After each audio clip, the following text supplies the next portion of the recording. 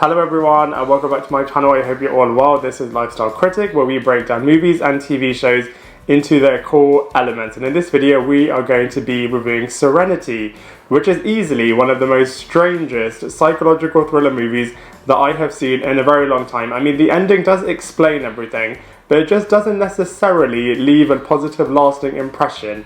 Instead, you're just thinking, what on earth did I just watch? Because this movie is a little bit strange, which I'm going to be breaking down in a lot more detail for you in this video review.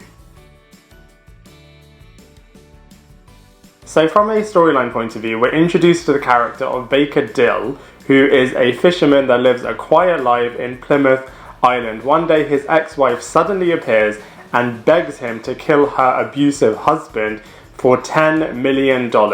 The film then explores whether or not Baker Dill will go through with this. If he does choose to go through with this, how will he do that? And also shows that all is not as it seems.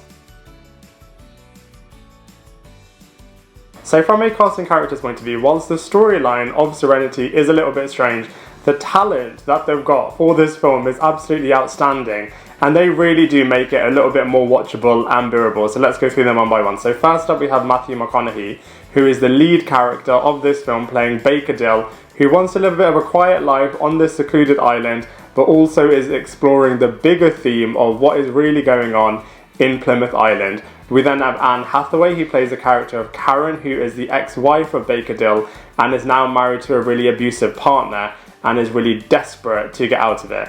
We then have Clarke, who plays that abusive husband character, and Clarke is absolutely brilliant in terms of playing these villainous characters, and he does a really good job in this film as well. We then have Diane and Hounsou, who are playing the friends of the Baker Dill character, and they're really helping him trying to navigate between what is right and what is wrong. And then finally we have Jeremy Strong, who's a bit of an advisor character to the Baker Dill character. So from a casting characters point of view, Serenity actually has a really wicked cast.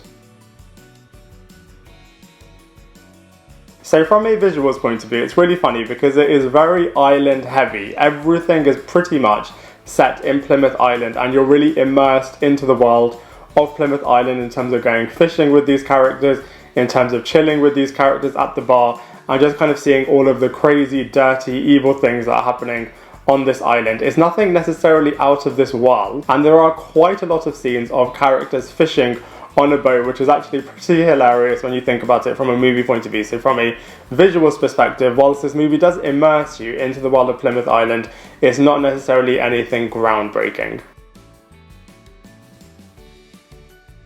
So from a comparisons point of view, they have tried to make this film as dramatic as they can, given the fact that they are on Plymouth Island, and as such I would compare the film a lot in terms of island life to The Beach, as it's very similar to that. I would also say in terms of the twist and the fact that there's a lot more going on than meets the eye, I would compare it to Existence, to Djimon, and also to Shutter Island in terms of, the world that this character has created is very different to what the reality is. I'd also compare it to Memento from that point of view as well. So from a comparisons point of view, there are actually quite a lot of other similar psychological thriller movies out there.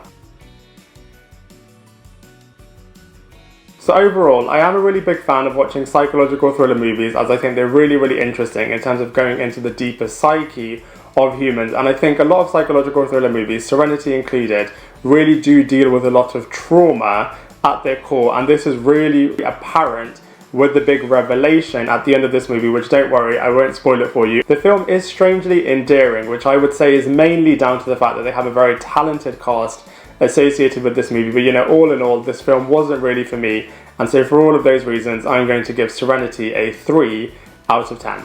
I'd love to hear what you think, so please let me know in the comment section below.